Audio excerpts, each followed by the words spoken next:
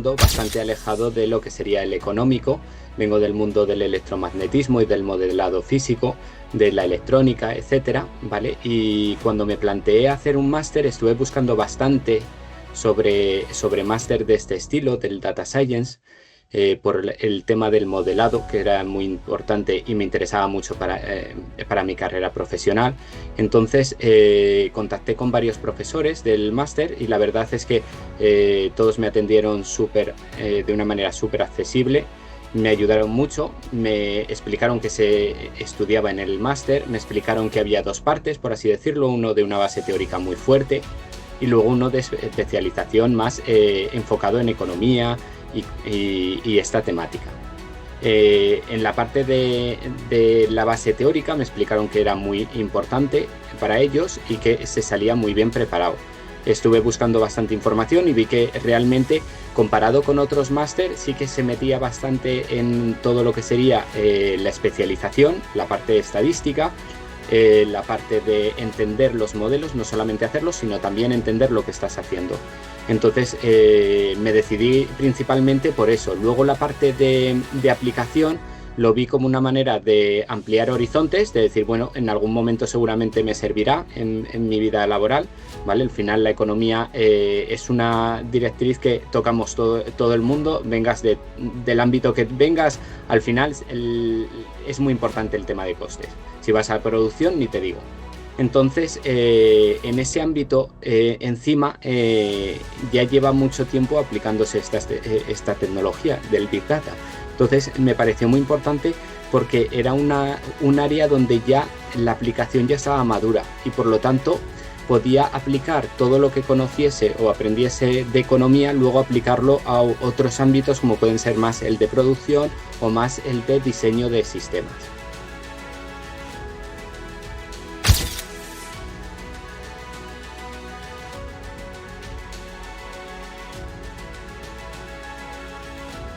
Bueno, lo primero, como decía, la accesibilidad con los profesores es completa. O sea, cualquier duda te la resuelven, están dispuestos a facilitar mediante Teams o incluso teléfono el resolver dudas. Entonces, en ese sentido, ha sido una experiencia muy grata. Por otro lado, los horarios están muy pensados para la gente que trabaja, porque son horarios ya por la tarde. Luego aparte se graban las clases, con lo cual la flexibilidad es total, porque bueno, en mi caso, por ejemplo, pues tengo un bebé, estoy haciendo el máster, estoy haciendo el doctorado y por otro lado estoy trabajando, con lo cual mi tiempo es muy limitado y había veces que incluso a las 5 de la mañana yo me ponía a ver una clase.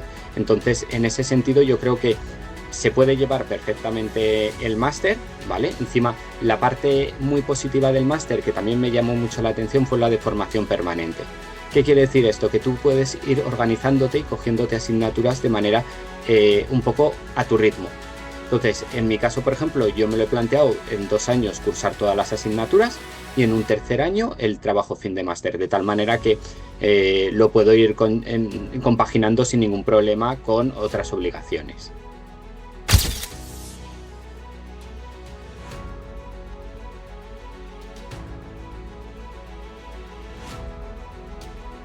La verdad es que estoy muy satisfecho con la formación recibida.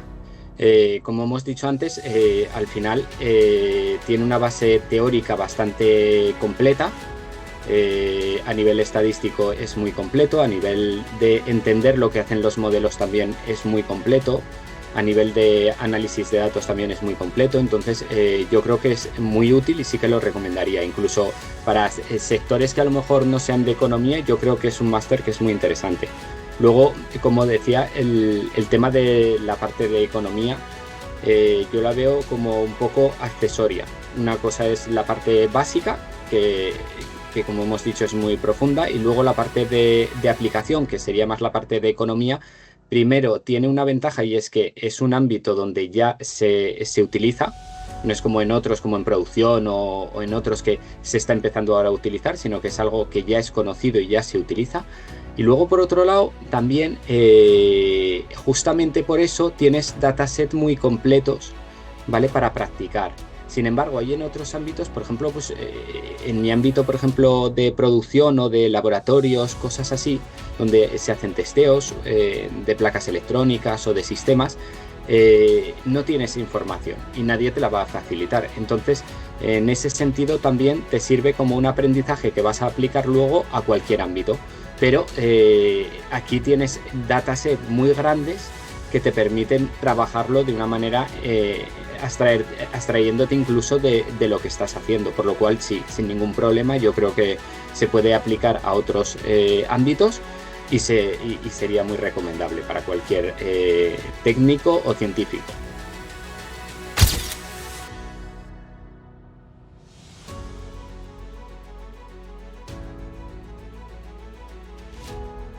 En mi caso, como decíamos, yo vengo de un ambiente doctoral, aparte de trabajar en una empresa. Entonces, yo creo que lo que más valoro y lo que más me interesaba era la parte del modelado mediante Machine Learning, principalmente, porque en modelado científico tienes herramientas que funcionan muy bien como elementos finitos, pero que son muy lentas. Sin embargo, tienes otros modelos mediante ecuaciones que son muy rápidas, pero sirven para sistemas simples. Entonces, el Machine Learning sirve para realizar modelados bastante completos, ¿vale? Y complejos, pero de una manera que sean muy rápidos de simular. Y esto se une con lo siguiente que iba a decir. Mi tesis doctoral es está enfocada en la optimización de sistemas de transferencia de energía por inducción, ¿vale? Entonces, al final lo que yo hago es optimizadores mediante técnicas de algoritmos genéticos como que se utilizan y como se aprenden en el máster. Y estas técnicas de optimización lo que sí necesitan es realizar muchas simulaciones. Entonces ahí el modelado mediante Machine Learning sí que te da un punto diferente al que se han utilizado hasta ahora, sobre todo en temáticas científicas a nivel de física y de ingeniería, porque consigues un modelado muy preciso, pero muy rápido también, con lo cual agilizas mucho los sistemas. Entonces, a mí eso ha sido uno de los puntos más útiles y diferenciales. Luego, por otro lado, también en ingeniería y física siempre estamos pues, intentando relacionar diferentes variables. Y claro, el análisis de correlaciones, por ejemplo, es una herramienta que es bastante sencilla, pero sí que es muy útil porque lo que de otra manera estás viendo únicamente mediante ecuaciones, de esta manera lo puedes hacer sistemáticamente y de manera muy rápida.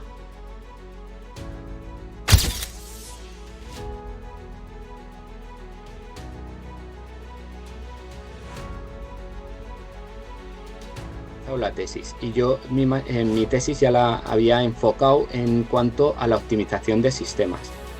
Entonces yo ya me metí pensando en el modelado electromagnético mediante estas técnicas, porque lo había visto aplicado sobre todo a otras temáticas y dije, ostras, me parece interesante aplicarlo en esto. La verdad es que se consiguen resultados muy buenos. Ahora estoy publicando un artículo en el que se basa básicamente en esto y en algoritmos genéticos y se puede ver que se consigue un resultado muy similar a métodos muy precisos y muy complejos que requieren mucho tiempo de simulación, varios minutos, y los tiempos de simulación son ridículos. En Python son instantáneos prácticamente. Entonces yo sí que en ese sentido sí que venía ya buscando esta parte, pero lo que más me ha sorprendido ha sido el potencial que tiene en otros ámbitos, como por ejemplo en el de producción, donde muchas veces te faltan datos o incluso las pruebas no llegan con todos los datos, y entonces tener herramientas de datos faltantes, de cómo imputar esos datos o cuándo puedo quitar variables, cuándo no, cuáles son las mínimas variables necesarias, todo eso sí que resulta muy interesante y he aprendido en el máster a hacerlo y nunca lo había pensado de esa manera. Incluso, por ejemplo, en ámbitos de laboratorio. Cuando tú haces un ensayo, yo antiguamente hacía un ensayo y buscaba un resultado, ¿vale? Lo tienes hecho, sacas el resultado y ya ahí ha terminado el punto. Desde que hago el máster, en lo que más me he dedicado ha sido en realizar los ensayos automáticos.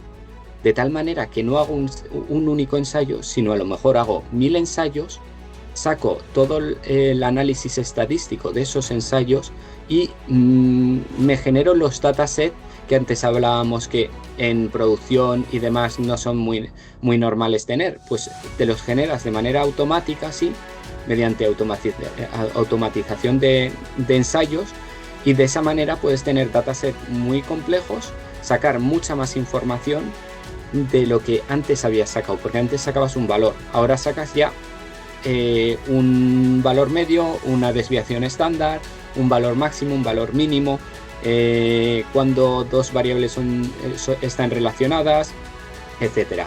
Entonces te da un potencial muy diferente.